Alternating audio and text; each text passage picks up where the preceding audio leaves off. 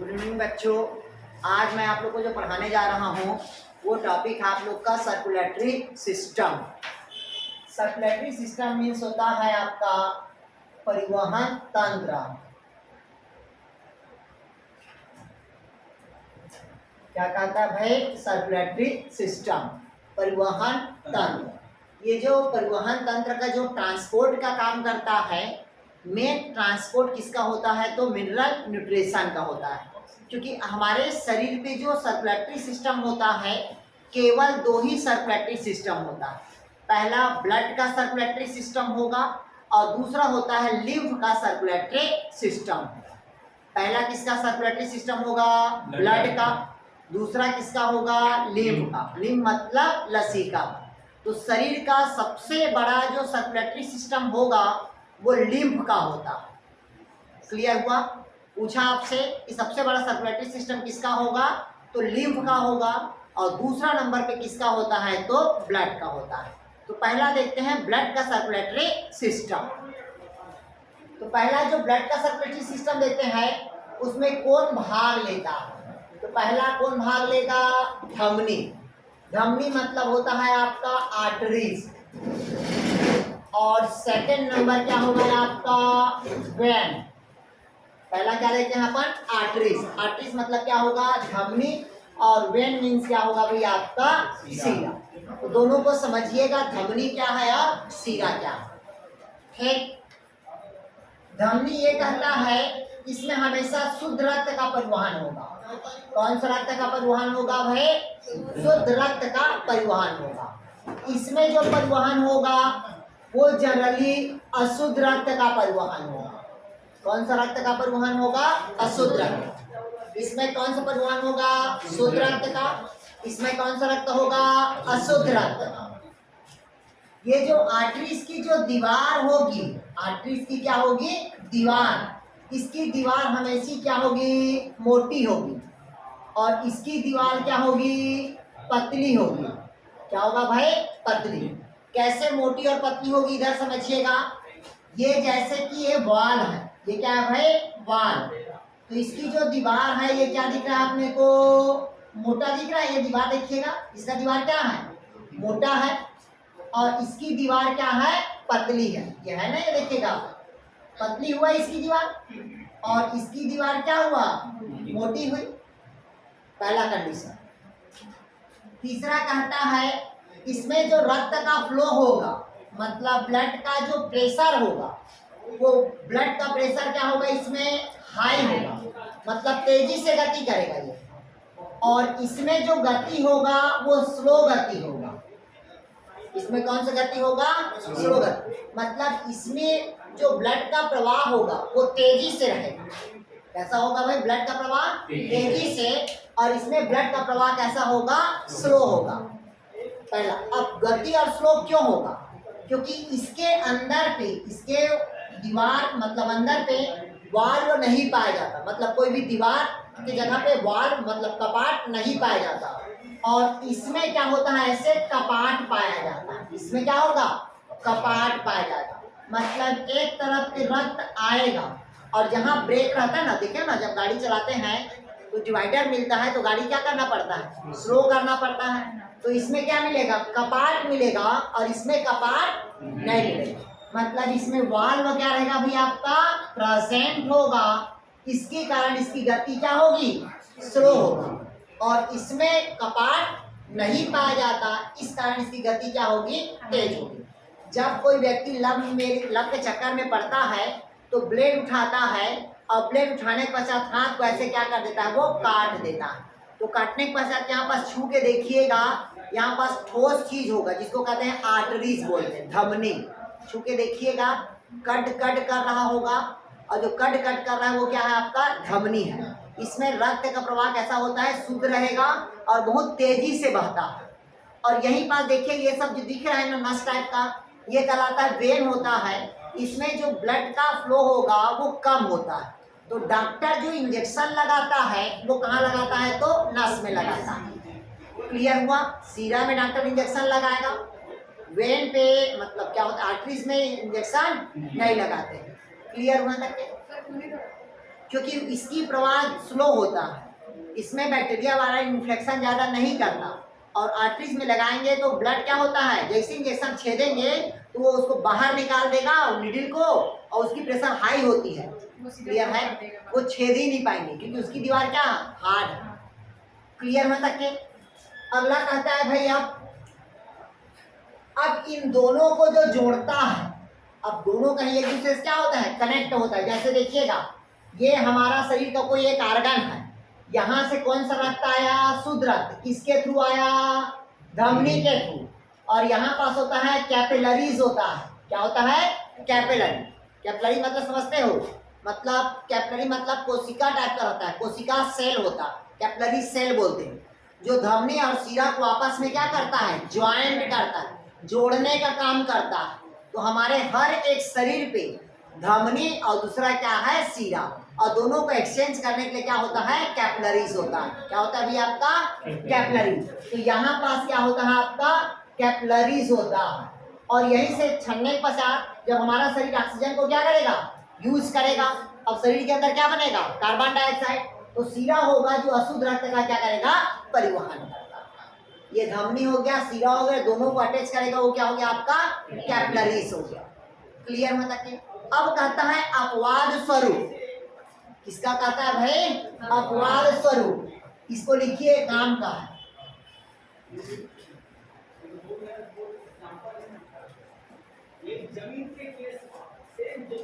अब कहता है भाई,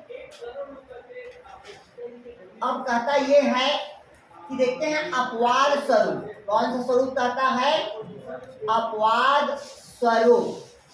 अपवाद मतलब हर चीज में अपवाद है, मेल फीमेल के बीच में क्या है, थर्ड जेंडर है, वो भी क्या है, अपवाद है। तो उसी प्रकार से अपवाद स्वरूप क्या होता है इसमें कि पल्मोनरी, कौन सा नरी कहता है, पल्मोनरी जो आर्टरीज होगा, पल्मोनरी क्या होगा, आर्टरीज, ये अशुद्ध रक्त का परिवहन करेगा। किसका परिवहन करता है, अशुद्ध रक्त का परिवहन करता है। किसका परिवहन करेगा भाई आपका, अशुद्ध रक्त का परिवहन कौन करता है, तो पल्मोनरी आर्टरीज, जिसको कहते हैं फुफ्फुसी या धमनी। कौन सा धमनी बोलते हैं इसको, फुफ्फुसी या धमनी बोलते हैं, जो अपवाद स्वरूप अशुद्ध रक्त का परिवहन करता है।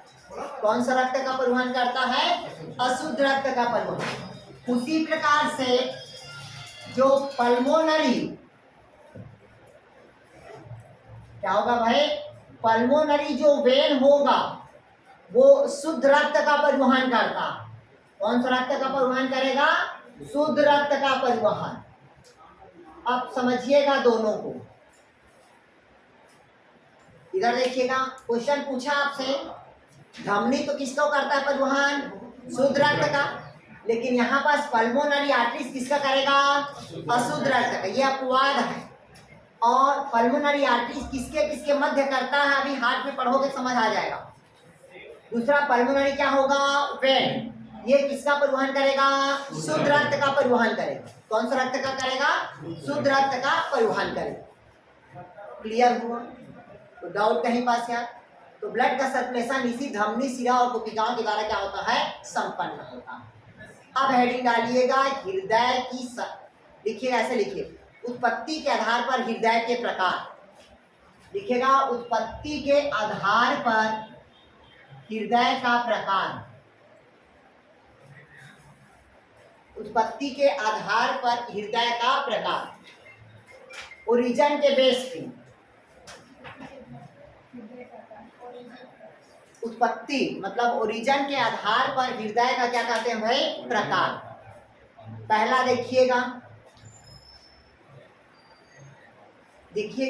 अब हृदय क्या होता है, उत्पत्ति के आधार पर अलग अलग होता है। जैसे किसी का हृदय कितना चैम्बर का होगा, 2 चैम्बर का होगा। कितना चैम्बर का होगा, 2 चैम्बर का। कितना चैम्बर होगा, 2 चैम्बर। तो 2 चैम्बर होगा, तो इधर देखिएगा, एक आर्टरीज होगा और दूसरा क्या होगा आपका, वेन होगा।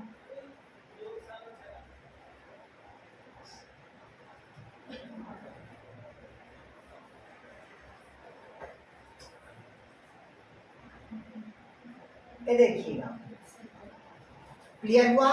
मतलब ये क्या होगा भाई, आपका आलिंद होगा और ये क्या होगा, आपका निलय होगा। तो ये केवल कितना चैम्बर हुआ, 2 चैम्बर। उत्पत्ति के आधार पर पहला क्या हुआ, 2 चैम्बर। क्लियर है? 2 चैम्बर में एक आलिंद और एक क्या है, आपका निलय है। तो इसमें जो परिपथ होगा वो सिंगल परिपथ होगा। कैसा परिपथ होगा, सिंगल परिवहन होगा, डबल नहीं होगा। कितना परिवहन होगा, सिंगल। क्योंकि यहाँ से रक्त आएगा और यहाँ से रक्त क्या होगा, वापस चलते, मतलब सिंगल परिपथ हुआ। तो जब पूछेगा 2 चैम्बर किसमें पाया जाता है, एग्जाम्पल पूछता है, तो 2 चैम्बर किसमें पाया जाता है, तो मछली में पाया जाता है। ठीक, उत्पत्ति के आधार पर हृदय की उत्पत्ति सबसे पहले किसमें हुआ है, तो मछली पे हुआ है। कितना चैम्बर पूछेगा, तो 2 चैम्बर, एक आलिंद और एक क्या है, आपका निलय है।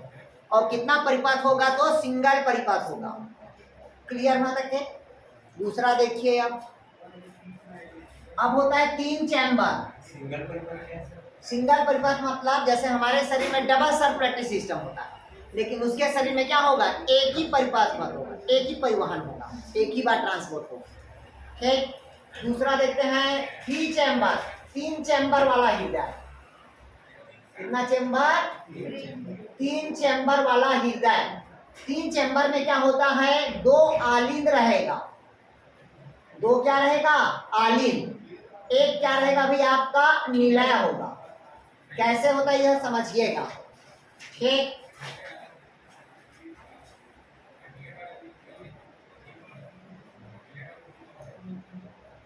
ठीक है, ये देखिएगा, एक आलिंदे, एक आलिंदे और ये क्या होगा, एक निलय होगा। तो कितना चैम्बर हुआ अभी आपका, 3 चैम्बर हुआ। कितना चैम्बर होगा, 3 चैम्बर। 2 आलिंद हुआ, एक आलिंद ये हुआ, एक आलिंद ये हुआ, और एक क्या हुआ, आपका निलय हुआ। ये जो 3 चैम्बर होता है ये रेप्टाइल्स में होता है। किसमें होता है, रेप्टाइल्स में। रेप्टाइल मतलब समझते हो, और सरीसृप। क्लियर है? जैसे कि सर्प हो गया।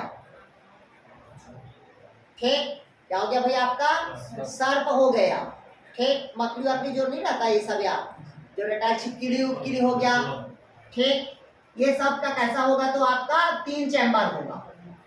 क्लियर है? लेकिन अपवाद स्वरूप क्रोकोडाइल का 4 चैम्बर होता है, लेकिन इनकम्प्लीट होता है।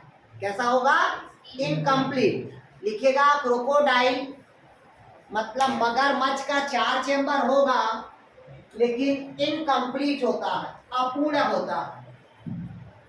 कैसा होगा भाई, आपका अपूर्ण होगा। ठीक, अब डालिएगा उत्पत्ति, मनुष्य का हृदय 4 चैम्बर होता है। अब हेडिंग डाल लीजिएगा, हार्ट ऑफ ह्यूमन, मनुष्य का हृदय। उसका डायग्राम बना रहे हैं, डायग्राम बनाइएगा आप लोग। हिंदी में लिखेंगे कि इंग्लिश में, हिंदी में। ठीक, अब हेडिंग डालिएगा, मनुष्य का हृदय। और देख लीजिए कैसे बनाते हैं एक बार। हार्ट ऑफ ह्यूमन, मनुष्य का हृदय।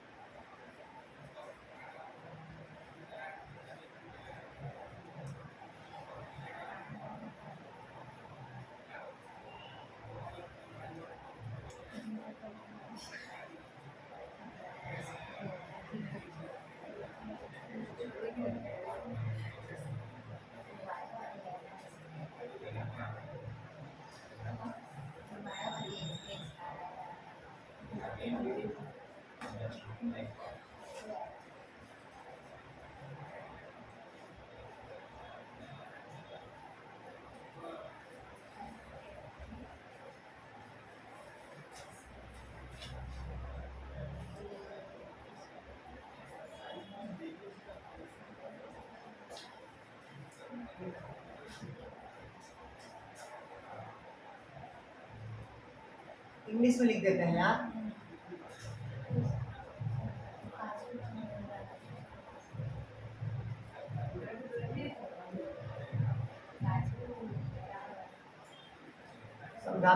समझा देंगे ना यार।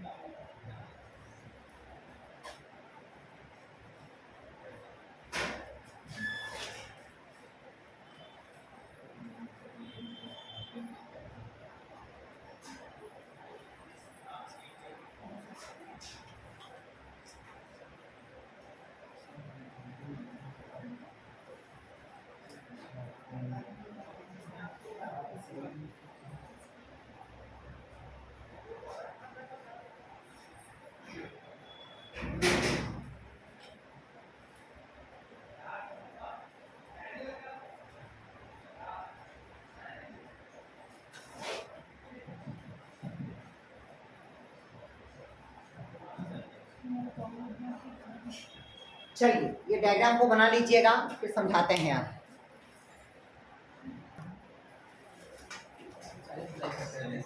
इधर देखिएगा, सबसे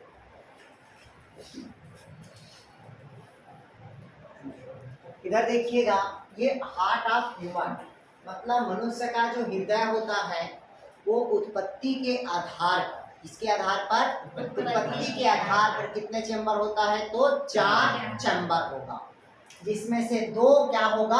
आलिंद होगा। 2 क्या होगा? आलिंद। और 2 क्या होगा? तो आपका निलय होगा।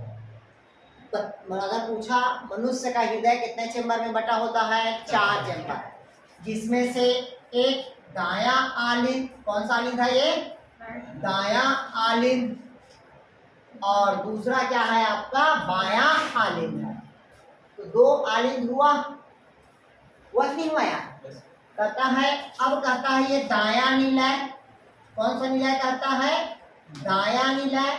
और इधर कौन सा होगा भाई? आपका बायां निलय। मतलब टोटल कितना चेंबर हुआ मनुष्य का हृदय? 4 चेंबर।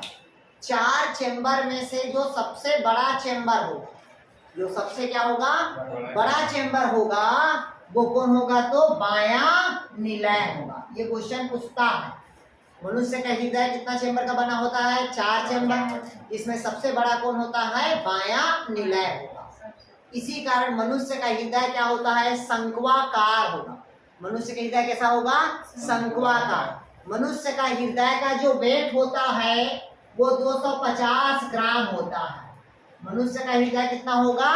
250 ग्राम होगा। क्लियर ना तके? फिर कहता है मनुष्य का हृदय मायोजेनिक प्रकार का होगा। मनुष्य का हृदय कैसा होगा? मायोजेनिक प्रकार का होगा। किस प्रकार का होगा भाई? मायोजेनिक। क्योंकि एनेलिडा, आर्थोलिडा का जो हृदय होता है वो न्यूरोजेनिक होता है, लेकिन मनुष्य का हृदय कैसा होगा? मायोजेनिक प्रकार का होगा। मायोजेनिक मतलब हमेशा वो मसल्स काम करते रहता है, हृदय बोलते हैं ना, हृदय पेशियां हमेशा काम करते रहता है, लेकिन उन लोग का ऐसा नहीं है। क्लियर है तक? अब कहता है मनुष्य का हृदय के चारों तरफ बाइलेयर मेम्ब्रेन तो ही है, उसके अलावा जब वो मेम्ब्रेन हटता है तो 3 लेयर दिखाई देता है। मनुष्य के हृदय के चारों तरफ कितना लेयर दिखाई देगा? 3 लेयर। बाहर के लेयर को, किसका लेयर को? बाहर के लेयर को कहते हैं अपन एक्सोकार्डियम। क्या कहते हैं भाई अपन? या इपिकार्डियम। क्या कहेंगे बाहर को?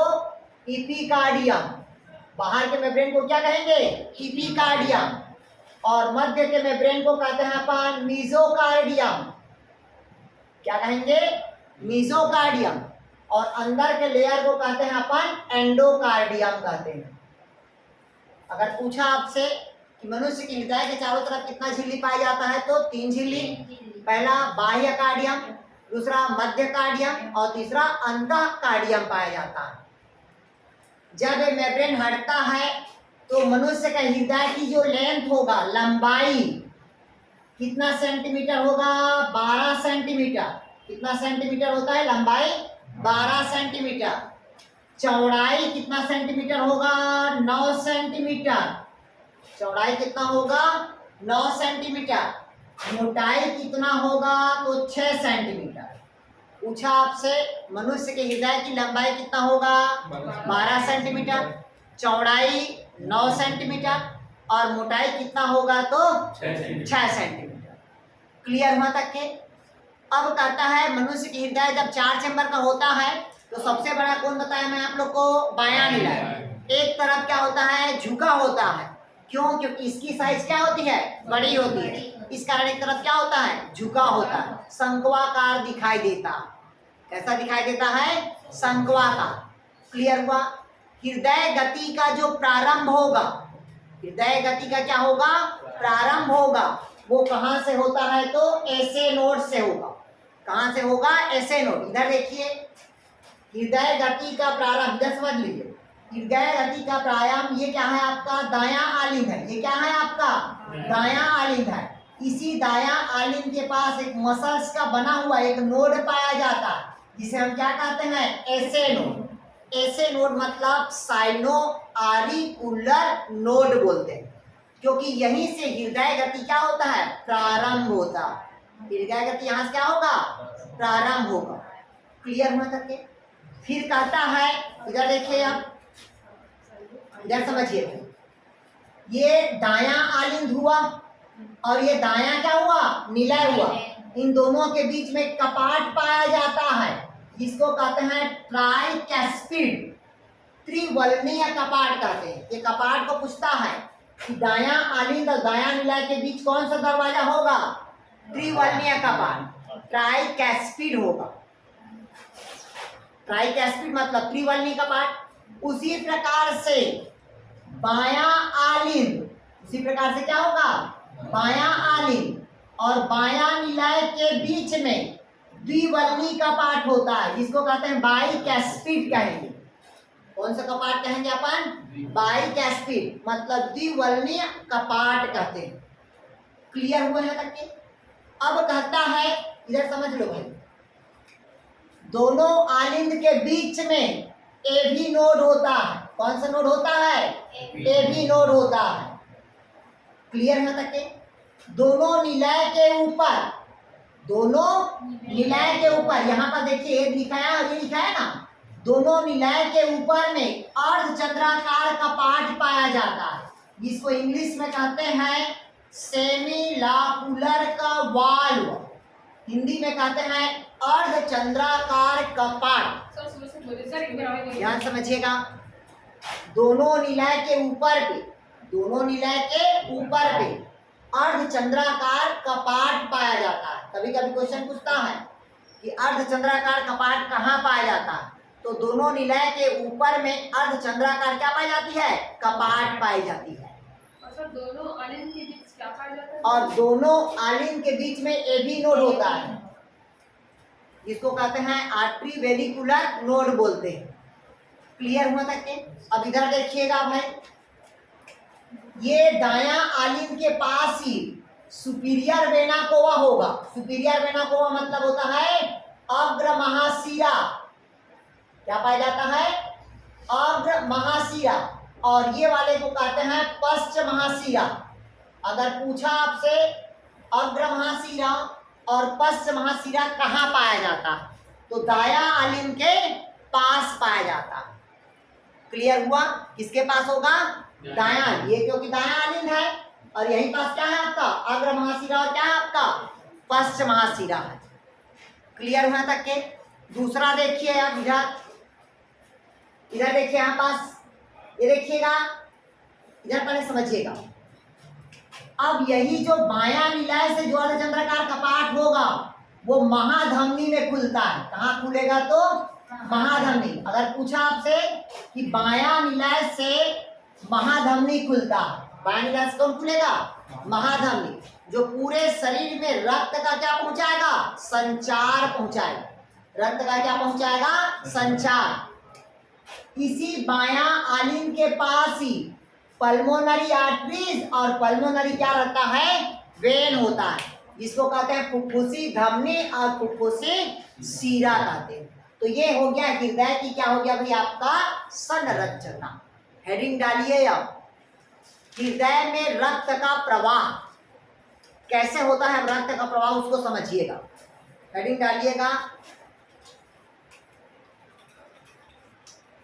हृदय के द्वारा शरीर में रक्त का प्रवाह। इधर देखिएगा, अब देखते हैं कि जो रक्त का जो ट्रांसपोर्ट करता है, रक्त को जो पंप करता है, पंप मतलब समझते हो, प्रेशर, जो रक्त को पंप करता है वो केवल हार्ट करता है। कौन करता है भाई, हार्ट। मतलब हृदय रक्त को क्या करता है, पंप करता है। तो शरीर पे देखिएगा रक्त का परिवहन कैसे होता है, हृदय के द्वारा ही होता है। तो सबसे पहले देखिएगा, ये पल्मोनरी क्या है आपका, धमनी। पल्मोनरी क्या है, धमनी। ये पल्मोनरी धमनी हुआ आपका, ठीक। और ये दूसरा होता है जिसको कहते हैं पल्मोनरी वेन कहते हैं। पल्मोनरी क्या कहेंगे, सीरा। क्लियर है तक के, पल्मोनरी क्या है आपका, धमनी, और दूसरा क्या है, पल्मोनरी आपका सीरा है। क्लियर हुआ है तक के, तो डाउट कहीं पास। ये दोनों जुड़ा होता है किससे, आपका फेफड़ा से। किससे जुड़ा हुआ है, फेफड़ा से। अभी हम एटमॉस्फेयर से, वायुमंडल से क्या लिए हम, ऑक्सीजन। अब ऑक्सीजन हमारे शरीर के हीमोग्लोबिन के साथ क्या बना लिया, बॉन्ड बना लिया। आपको पता होना चाहिए ऑक्सीजन के 4 अणु, ऑक्सीजन के 4 अणु और हीमोग्लोबिन के 1 अणु बॉन्ड बनाता। और हमारे शरीर में जो ट्रांसपोर्ट होगा वो ऑक्सी हीमोग्लोबिन होगा। क्या होगा ट्रांसपोर्ट, ऑक्सी हीमोग्लोबिन। तो अब हमारा रक्त क्या हो गया, शुद्ध। कहाँ पास हुआ, फेफड़ा के पास। क्लियर हुआ। अब फेफड़ा क्या करता है, शुद्ध रक्त को, कौन सा रक्त को, शुद्ध रक्त को अपवाद स्वरूप, कौन सा स्वरूप, अपवाद स्वरूप पल्मोनरी सीरा द्वारा, किसके द्वारा, पल्मोनरी सीरा द्वारा, कौन सा रक्त को, शुद्ध रक्त को कहाँ लाया, बायां आलिंग में लाया। 2 दरवाजा खुला, दरवाजा खुला तो कहाँ गया, बायां निलय पे। कौन सा रक्त गया, शुद्ध रक्त। थैली भर गया, प्रेशर बनाया, ऊपर तो जा नहीं सकता, एक बार पड़ गए प्यार मोहब्बत में तो दोबारा निकल नहीं सकते। तो उसी प्रकार से एक बार जब शुद्ध रक्त आ गया तो वो अपोजिट दिशा पे नहीं जा सकता, विपरीत नहीं जाएगा वो, क्योंकि आने का है, जाने का नहीं है। समझ बोलते ना, एक बार प्यार में पड़ गया तो इस एज में या इंजॉय कर लो या पढ़ाई कर लो। अगर अभी इंजॉय करोगे तो बुढ़ापा में भोगोगे, और अभी मेहनत करोगे तो बुढ़ापा में इंजॉय करोगे। नहीं आया समझ आ? तो यहाँ केवल आने का है, तो कौन सा रक्त आया, शुद्ध रक्त। अब यहाँ पास अर्धचंद्राकार क्या है, कपाट है। अर्धचंद्राकार क्या है, कपाट है। अब यहाँ से शुद्ध रक्त कहाँ जाएगा, महाधमनी में जाएगा। कहाँ जाएगा, महाधमनी। अब महाधमनी से पूरे शुद्ध रक्त कहाँ चला गया, हमारे शरीर पे, पूरे हमारे शरीर पे अशुद्ध रक्त चला गया। सर इसको फिर से बताइए लास्ट वाला। शुद्ध रक्त पल्मोनरी सीरा से कहाँ आया, बायां आलिंग। बायां आलिंग के पास एक दरवाजा है जिसको कहते हैं बाइस्फीड। कहाँ जाएगा आपका, बायां निलय। ये अर्धचंद्राकार कपाट खुला, खुला यहाँ से रक्त कहाँ जाएगा आपका, महाधमनी। महाधमनी से शुद्ध रक्त कहाँ जाएगा, शरीर पे, पूरे शरीर, क्योंकि धमनी बहुत सारे धमनिकाओं में बटा हुआ है, ठीक। तो पूरे हर एक अंग में क्या पहुंच गया, हमारा ऑक्सीजन पहुंच गया। कौन सा ऑक्सीजन, शुद्ध वाला, मतलब शुद्ध रक्त पहुंच गया। अब हमारा शरीर पे ब्लड का ट्रांसपोर्ट किस रूप में बताया, ऑक्सी हीमोग्लोबिन के रूप में। अब हमारा शरीर ऑक्सीजन को क्या करेगा, यूज कर लिया। अब शरीर क्या छोड़ेगा, कार्बन डाइऑक्साइड। अब कार्बन डाइऑक्साइड हीमोग्लोबिन के साथ क्या करेगा, बॉन्ड बनाएगा। अब हमारा शरीर के अंदर क्या बन गया, अशुद्ध रक्त बना। अब अशुद्ध रक्त यहाँ से ऊपर वाला अग्र महाशिरा से आएगा और यहां से नीचे वाला पश्च महाशिरा से आया, मतलब अब कौन सा रक्त आ गया हमारा? अशुद्ध रक्त। एक अग्र महाशिरा से और दूसरा पश्च महाशिरा, दोनों अशुद्ध रक्त कहाँ आ गया? दाया आलिंद में। कौन सा आलिंद में? दाया। आ रहा है धीरे धीरे, आया ना? अब यहाँ पास कितना दरवाजा है? 3 दरवाजा। कोई घर में मर जाता है तो बोलते हैं इसको जल्दी लेके जाओ, बोलते कि नहीं बोलते? तो यहाँ पास कितना दरवाजा? 3 दरवाजा। अब तीनों दरवाजा से अशुद्ध रक्त कहाँ आ गया आपका? दाया नीलाय। कहाँ आया? दाया नीलाय। दाया नीलाय से आ गया तो एक बार आने का है, जाने का फिर नहीं है। तो फिर यहाँ पास कौन सा दरवाजा है? अर्धचंद्राकार का पास। अब ये अशुद्ध रक्त पल्मोनरी धमनी, जो बताया था अपवाद स्वरूप, पल्मोनरी धमनी, इसको कहता है फुफ्फुसी धमनी। अशुद्ध रक्त को पल्मोनरी धमनी द्वारा फिर कहाँ ला दिया? फेफड़ा पे। आया समझ? एक तरफ क्या है और एक तरफ, और बीच में क्रॉस कर दिया अशुद्ध। नहीं आया समझ? नहीं आया लगता? क्लियर हुआ? लेफ्ट में हमेशा क्या रहेगा और राइट में कहानी बन जाएगा। महाधमनी कहाँ पूछेगा तो लेफ्ट में शुद्ध में। अग्र और पश्च महाशिरा कहाँ पूछेगा तो हृदय इधर है, लेकिन समझ रहे हो ना, राइट लेफ्ट हम बता रहे हैं। आया कुछ समझ रही? नहीं आया? पक्का? तो इसको लिखो अपने से आप। क्लियर हुआ? नहीं आया समझ? ये ट्रांसपोर्ट हुआ, लिखते जाओगे?